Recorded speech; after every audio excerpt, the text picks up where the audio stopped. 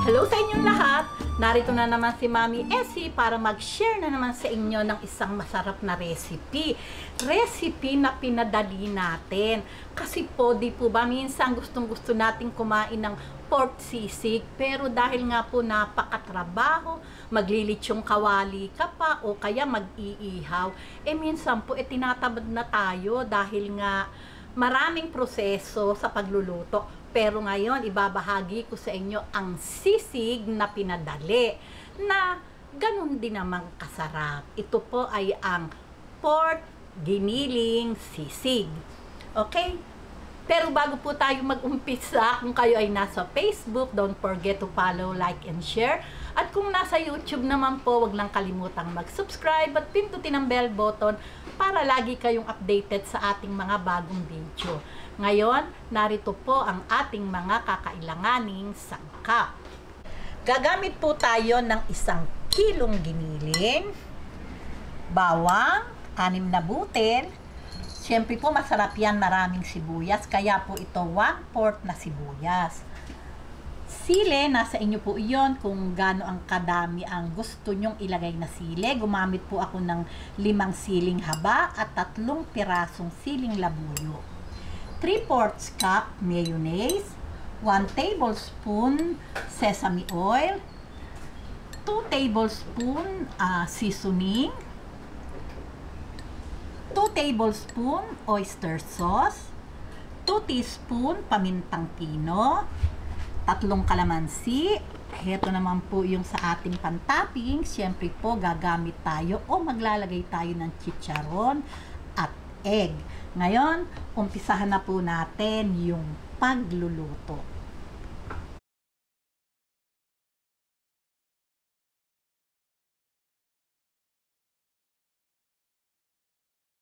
Okay, ngayon po, ilagay po natin sa ating pan yung ating giniling at bayaan po natin lumabas yung sarili niyang katas ba. Hanggang sa mag-oil yung ating pork giniling. Okay? Ayan.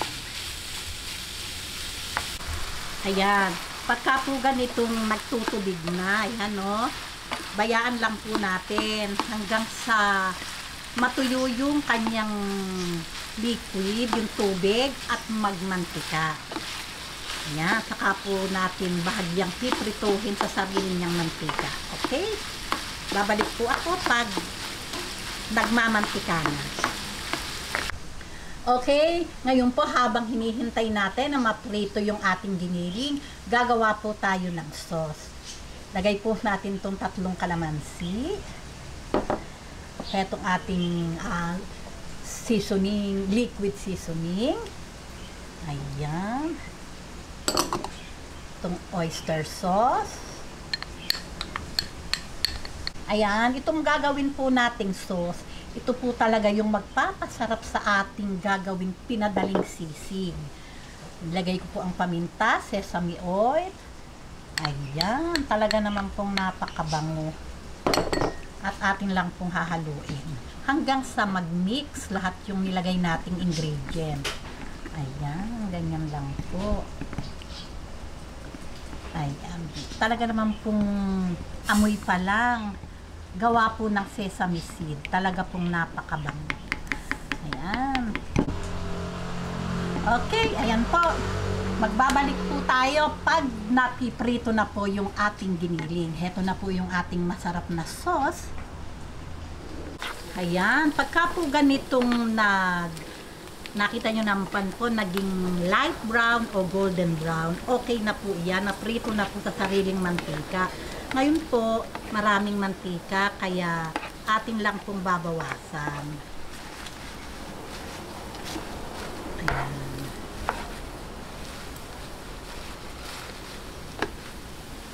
Ayan lang po nating ma-absorb ng tissue. Kung gusto nyo po, kutsarahin nyo, pwede din naman po. Ayan. Okay na po. Ayan, okay na po ito. Ngayon po, ilagay natin ang bawang. Ayan, saka itong sibuyas. Konti lang po. Lagyan natin ng sili. Ayan. Atin lang pong gisa-gisahin bago natin ilagay yung kanyang sauce. Ayan. Halong-haluin lang po natin. At syempre po itong ating natirang paminta. Asin, nasa panlasa nyo po, pero maglalagay ako kahit 1 teaspoon. Ayan.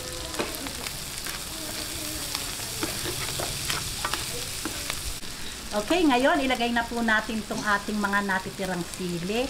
Nasa inyo po iyon na kung ganong kaanghang yung gusto nyo.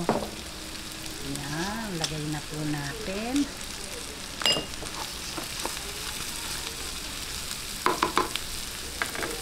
Itong ating sauce. Naan ko po yung apoy. Ayan, talaga naman pong kasarap.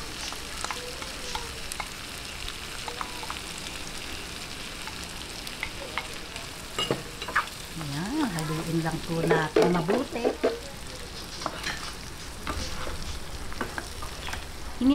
Ayan, hininaan ko na po yung apoy para po hindi magmantika yung ating mayonnaise. Ayan. Talaga naman pong amoy pa lang matatakam na kayo. Ayan.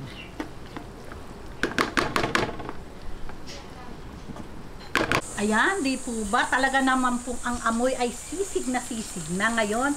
Para po talagang sisig ang dating, lagyan po natin ng egg. Ayan.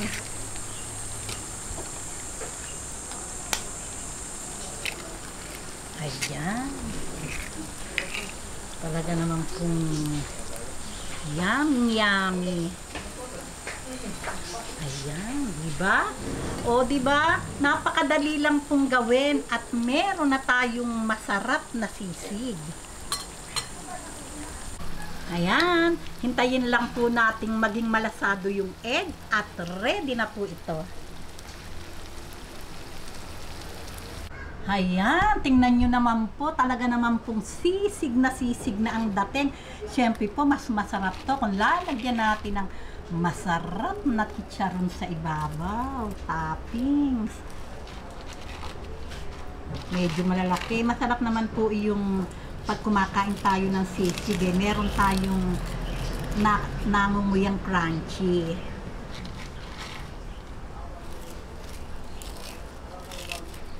Ayan, okay na po yan.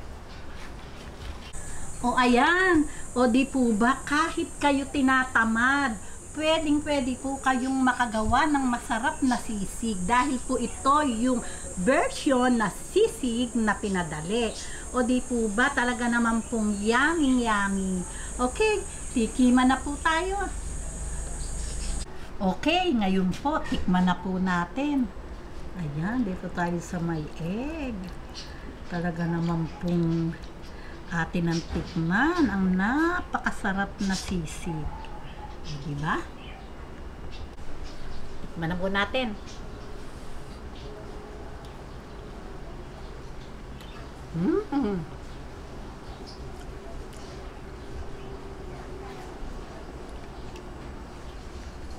Talaga pong yummy. O, di po ba? Talaga pong wala namang pinagkaiba sa sisig na nilitsyong kawali. Kaya lang po iyon, siyempre medyo mataba. Pero sa ayaw ng mataba, okay na okay po ito at napakadali pang gawin. Mainit. O, paano po? Hindi ko na po bubuhatin.